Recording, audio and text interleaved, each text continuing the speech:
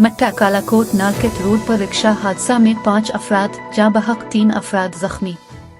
सवात के इलाके मट्टा कालाकोट नालकेट रोड पर एक रिक्शा बेकाबू होकर उलट गया, जिसके नतीजे में रिक्शे में आग लग गई और 5 अफराद जाँ बहक जबकि 3 अफराद जख्मी हो गए।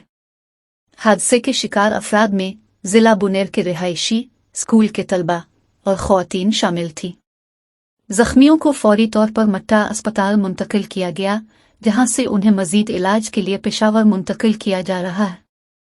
मकामी अफराद ने हादसे के मकाम पर पहुंचकर इमदादी कामों में हिस्सा लिया, जबकि रेस्क्यू एहलकार और मकामी पुलिस भी जाए वक़ुआ पर पहुंच गए।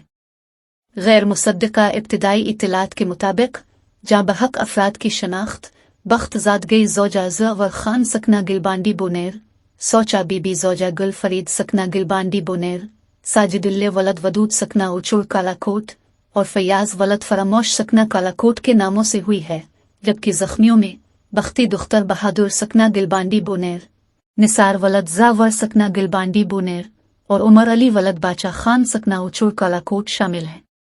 मजीद मालूमात का इंतजार है।